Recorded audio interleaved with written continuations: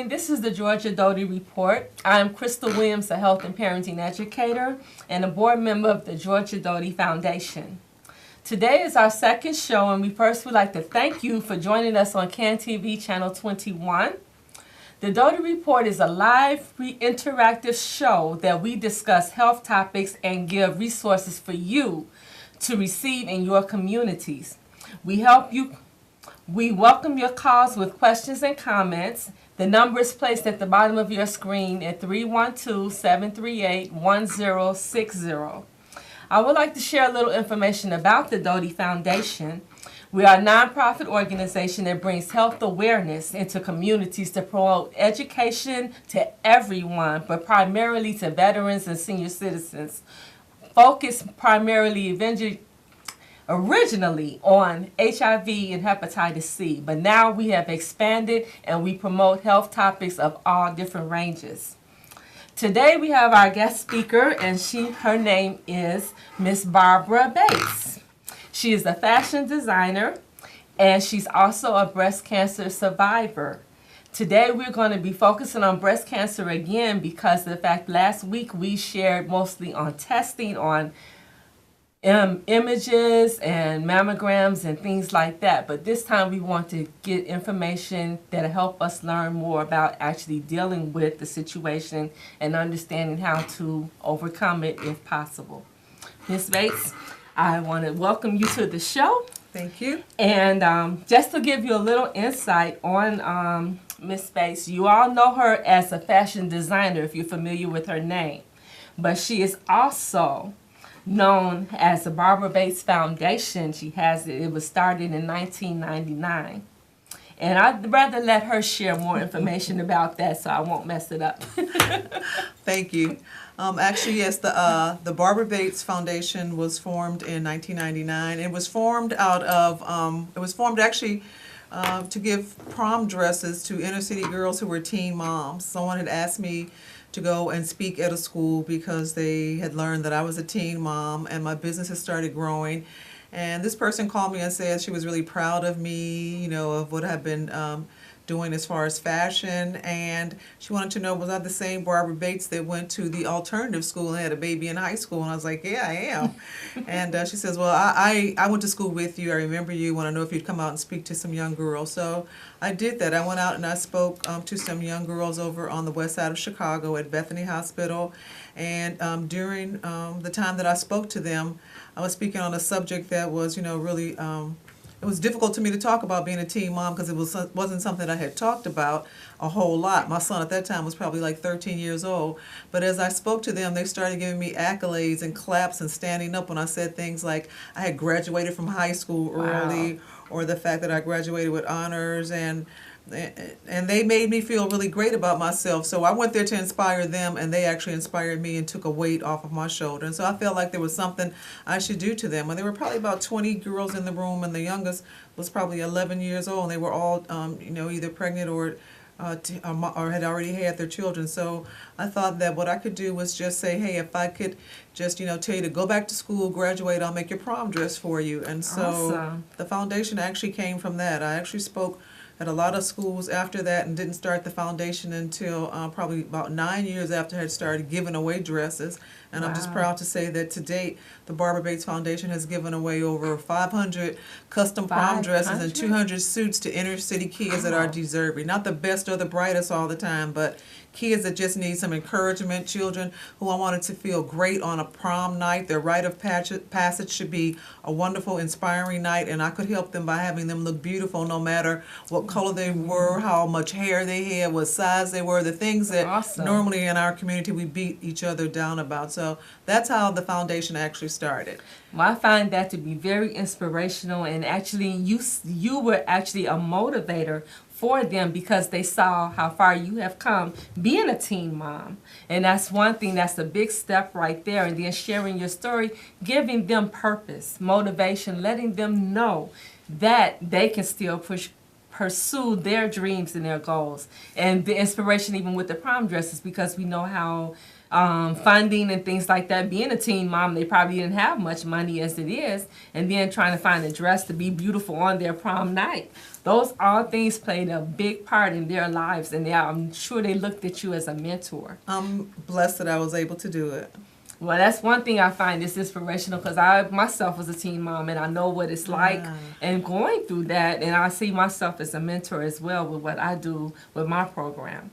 So those type of things do make a difference in encouraging our teen moms, encouraging our students in the school system, because they all need some push and motivation. So as I said, the foundation actually started out that way, but in 2009 I was diagnosed with breast cancer. And and I had I believe I'm an intelligent woman, but I was not getting mammograms. I didn't believe that I was at risk. I didn't have all of the right information, and it's so important that you have the right information. I thought that white women mostly got breast cancer, that you had to have breast cancer or a cancer history in your family. I thought that you had to have big breasts. I mean, I had all this bad information, and so when I felt doing a self-exam, and actually it wasn't a self-exam, I was just like showering, and I felt the lump. I had it looked at, and on the day that I went to the hospital, then they said, yes, you have breast cancer. So they found that out on the very same day? So it was diagnosed the very same day, because I do have some favor with God. I have to tell you that. A friend of mine, her husband worked at Mercy Hospital. He was on staff there. I called her and expressed the fact that I had felt the lump, but I really wasn't concerned about it. But other people were more concerned and said, you should check it out. So I was able to get an appointment right away, get into the hospital, and they did all the diagnostics that day. And if that wasn't a great thing, my pastor, Dr. Horace Smith, is actually an oncologist at Northwestern Hospital, and I told my pastor I had just been diagnosed, and so he said, let's get a second opinion. And so I was able to go over to Northwestern to receive a second opinion, and that's ultimately where I did receive my treatment. Okay. I had stage 3 breast cancer. Stage 3, okay. Right, and I received a lumpectomy, and then I had to go through chemo and radiation. I knew that it would be devastating, because I know that with chemo that your hair would fall out, so I decided to just go to the barber shop and have my head shaved. I didn't want any more devastation, more than I had already had, because just hearing the diagnosis, I was frozen in time. I was like, how could this be? Wow. I'd never even had a toothache before, so for somebody to say the word cancer, and I didn't have education about it, I just figured this would be my demise, that this was how I would leave here with breast cancer. But I just thought, I didn't see this one coming. It made no sense to me. But so tell me one thing, but being, of course, it was detrimental of saying, just being told you have cancer, but going through with that, you saying you got your head shaved and things, you were sort of being proactive, saying, I know what I'm going to have to go through and expect, so I'm just going to get it out the way, in the sense of that feeling of just getting some of those things out the way ahead of time, because you didn't want to go through that trauma?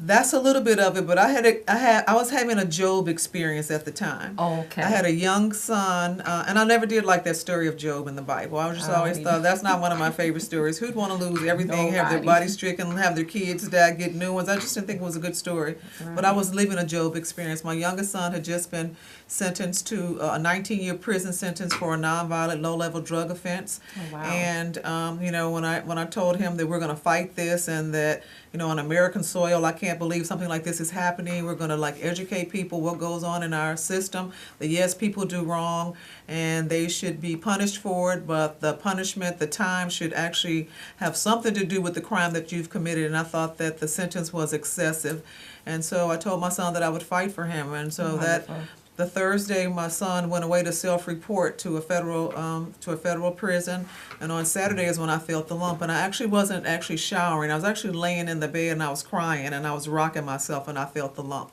And in the shower is when I just started to just really go around and feel it more. And so I had my young son, that was going to be going away. My business was failing because I could not concentrate on my business, knowing that my child was going to be leaving, and then to find out that my health was at risk. I was deep in the throes of being Job. And so I just could not find the words to pray for myself, but I could not find the words to say why me either. And so I didn't say why me. What I did is I just kept moving. So that's why I just kept doing the things that I thought I was supposed to do, like just keep it moving. I couldn't fight for my son right away because I had to fight for myself. So I put his fight on the back burner. And I went through all of my treatment, but I did it, I did it with dignity. I still, I'd go to chemo, I'd leave chemo, and I'd go to work. If I was tired, I'd lay on the floor in the back of my shop and get some rest and then keep it moving again because it was me. I didn't have a significant other, to run my business or to take care of me. So I had to just find the strength within myself. So, and I found that strength. So. About how long did it take for the treatment to go through? Like how many years or? So for my treatment, I received 14 rounds of chemo, and then I had a port in my chest because there was so much treatment, and then I had to have 9 months of something called Herceptin, which is like a liquid chemo. And so it was about probably like a year and a half, and I had to have like 6 or 7 weeks of radiation, and radiation was every day for 7 weeks. Wow. And the radiation was like really not a big deal. It happened, you'd lay down, they'd strap you in, they'd run out of the room so you know how serious the radiation was. But it would take about 35 seconds, you would get up and you would leave. Okay. But the treatment, the treatments, they were a little bit rough, but not to the point that I would stop. I would have, periods when I would say, I just can't do this, or I'm not going to make it, but I just kept forging through. I couldn't eat because I couldn't taste my food. My taste buds had gone away, so I had lost a lot of weight where most people gain weight. And so I was really looking sickly, like, no eyelashes, no hair on your head, and then super thin. So I was looking like an alien. When I looked in the mirror, I couldn't even see my soul. They say that your soul, you could look through your eyes and see your soul. And I had lost all of that. I couldn't see any of that. But then the renewal period came through, and it made me think about Job, that everything that he had lost had come back. He had received everything back again. And it was his unwavering faith, and that's what I had. I had faith that it was not my time, that there was something else for me to do. That's and wonderful. So I forged forward, and, at the end of my treatment, I got new skin, new hair, new cells. I got a new son. My son was incarcerated. He enrolled in school. He was on the dean's list for one period until he got a C in a class, but he was the son that I was always supposed to have. So he learned, he grew, and he was a new son, so to speak. So I don't mind. I didn't mind being Job at this point because I knew that there was a renewal, and I embraced the renewal.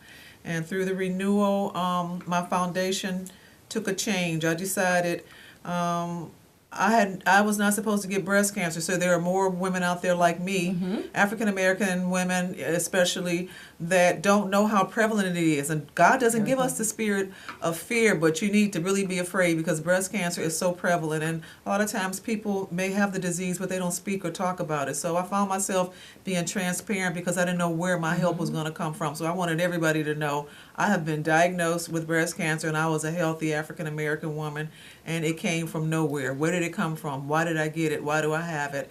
And instead of all the whys just being sitting and waiting for answers, I wanted to do something about it. I wanted to educate women in the community. And because I have a voice, in our community through fashion, then I decided that I would let that voice of fashion raise money for breast cancer. And so I had a fashion show.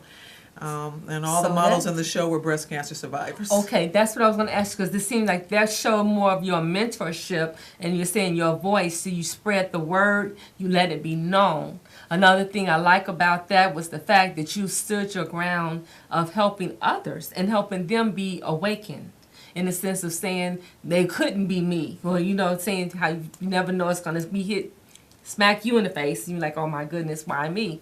I like the way you said you didn't have to be that way, and you spoke out. So that's a very good push of encouragement and be showing mentorship. And one thing I like the fact that with the fashion shows, not only were you able to raise money for breast cancer, but the women that were the models, they were survivors, or maybe still been going through it or whatever, but they felt strong enough to say, I want to be part of this. I want to speak my word. And I think that is fantastic when it comes to that, because we do need more outgoing or people to come out and speak about things and get things out and let it be known, because I believe in promoting health education in whatever form I can do when I do workshops and things like that. And that's how I got involved with the Doty Foundation, because he saw me as a speaker doing all these different things on hepatitis or HIV, and I just kept pushing.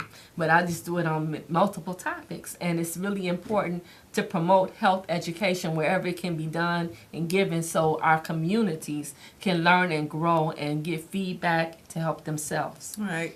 I believe that that I was saved, and so of course it was my duty to help to come back I like to that. save others.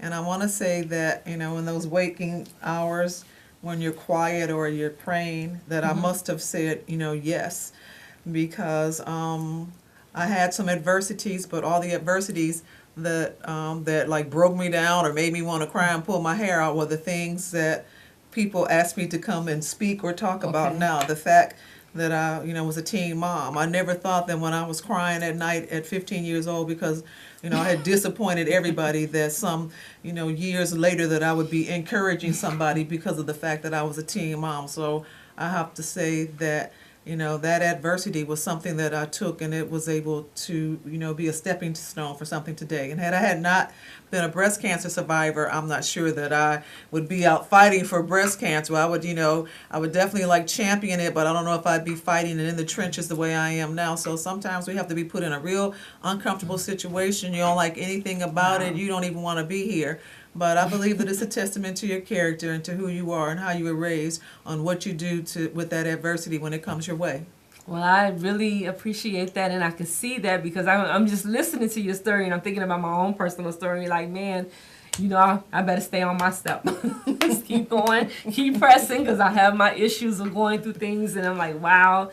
Don't you dare fall. You fall, you get back up. That's Come right. on. That's what right. So you got I'm a few telling scars myself, on you, you put a Band-Aid on it, and then you keep going. You just keep going. you are my mentor today. I just want to say thank you, because I just feel it. I already feel it. I've been pressing for it, and I really know things are going to work out, because I've had a recent situation that's been kind of making me feel like a little low, and I'm saying, nope, I got to keep pressing. You do. Keep you have going. You just have to say yes to whatever situation, you know, that you're put into that's uncomfortable, because Yes. we never know, you know, how it's going to turn out for us if we stay the course and be steadfast So with true. it. There's, you know, that light at the end of the tunnel may not be the train, but it just may truly be some light at the end of the tunnel to give you some inspiration. And I know that I'm a now 8.5-year breast cancer survivor. Wonderful. And 8.5 years ago, Chicago, it was really bad for us in terms of the death rate for African American and Latino women dying. Yeah, more white women do get breast cancer, but guess what? More black women die from breast cancer. 1 out of 8 women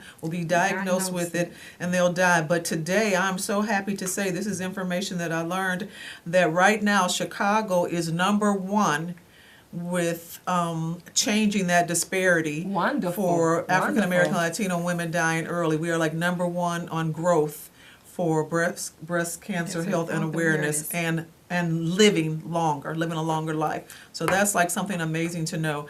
And you know, it's really important that you get a mammogram. Yes. That's saying that, you know, early detection is key. It's not just a cute saying. It really means something, that if you do, you know, get tested early enough, then this does not have to be, you know, the Exactly. end for you. The early treatment is the key. And even if you don't have insurance or you're underinsured, there are so many places. programs. And one is the Breast Cancer Task Force. They can give you a voucher to receive a mammogram in some of the premier hospitals here in the city of Chicago.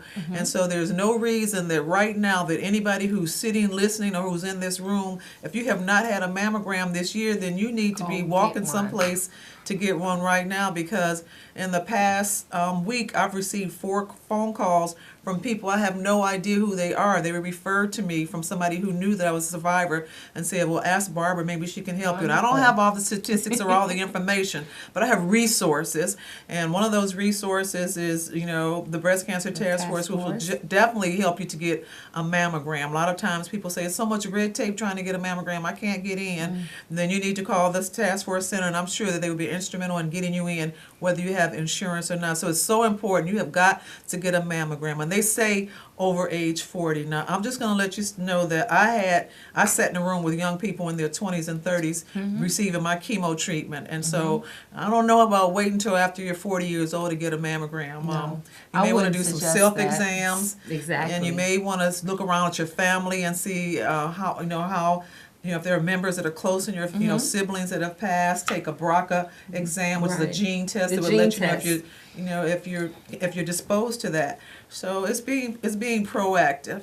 Right, because there was a lot of questions that's been mentioned before. Like I know I've had people, as me being a nurse, and I've worked with a lot of cases, and they were saying, if I get cancer, will I pass it on to my daughter? Or if my mom had cancer, will I get it? And it's true enough, a lot of times it's not all the time in the genetics, but it's still a possibility of it being the genetic passed down, but it's not definite. The thing is, and it's like you said, waiting to 40, I think is really too late, because you look at how many children are actually with cancer now, and for one, and these are children, and they're going through so many things. So I figure one thing, really young youth, actually I'm going to say in the 20s, 18 and up, you can really start getting tested, because your body's changing. And the way so many chemicals out there in this world and things and so many changes, that it's still very important to get tested. Those mammograms are important to get done on a yearly basis.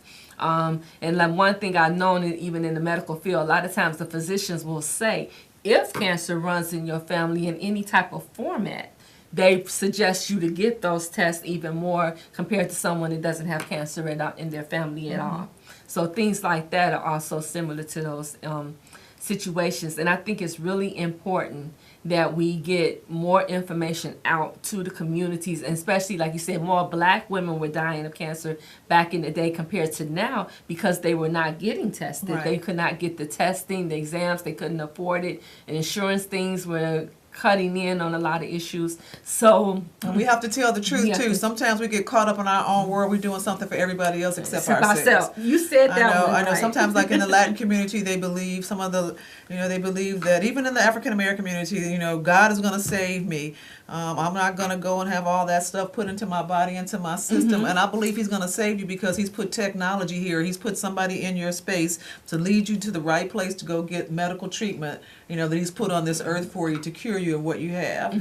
Or sometimes, I don't want to go get a mammogram. It hurts. No, I'll tell you what hurts. When the doctor tells you have breast cancer, it's metastasized and there's nothing that we can do for you. So sometimes we just have to get up and go take care of ourselves. It's nice to have your nails done and get your eyebrows arched and all that good stuff, but there's nothing wrong with going and taking care of your health so that you can be here for your family, so that you can be here for you. Yes, for you, your family, and it will all pay off in the end of saying, because you will never know how much you are appreciated.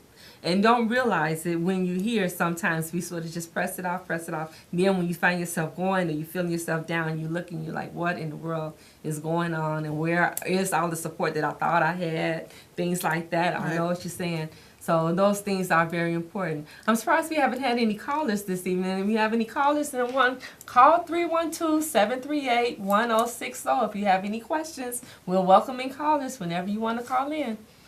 And I really have found this information to be very supportive and encouraging. Because like I said, even some of the questions that have been asked to me about, people was asking about understanding what lymph nodes was when they would do the breast check, and they didn't understand. They would say, I just feel it not, but they say that's just a lactating duct or whatever if I'm pregnant or things like that. But the thing is, if you get it checked, you'll know for sure whether if it was a lactating duct or if it was a lymph node or something. And a lot of people don't know what those things actually are that's in our breasts and what they're doing. But the lymph nodes themselves are actually cells that cleanse our system, and actually through the circulating and things to keep us clean and help the blood flow through our bodies and help cleanse us. So normally, for me, once they did a biopsy on the lump in my breast, then the very next thing they did, and all of this they did the same day, is that they actually went under my arms and they test the lymph nodes just to see if any of the lymph nodes are cancerous.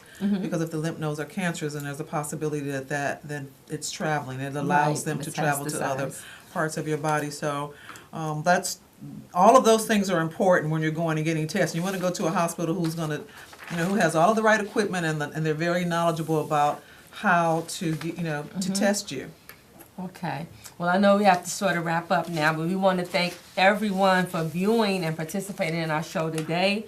Ms. Bates, I want to say thank you so much for your mentorship, your encouragement, and your strength, and definitely coming on the show and sharing your story and your mentorship, because I think it was just totally fantastic. And I look forward to even attending some of your shows that I can come and still help support breast cancer as well myself. Because I do it yearly with being a nurse, doing things at work, whatever, and spreading the word. I haven't done the Avon walk yet, but one day I may will. There is the Barber Bates walk. And there's a Barber Bates? Yeah, there's a Okay. Barber Bates walk. And our funds that we've done the walk for 4 years, and we've raised funds for Sinai Hospital over on the west side. So That's right. that walk will be again on 8/18/18 fantastic. next year. So come join us at the Sinai walk. Okay, well, for more information, you can look into that. Actually, I want to share, you can definitely call our number. I'm going to show you a little overhead of information where you can call us and get more information on the walks or any things that we do for our program. And then that way you can call this number, the Doty Report, and get information, and we can share that information to promote the walk. But we can't do it here on the show right now. And we thank you so very much for coming. And I believe let's see if they see. That is pretty much it for today. And I want to say thank you so very much My pleasure. for coming. My pleasure. And everyone have a good evening.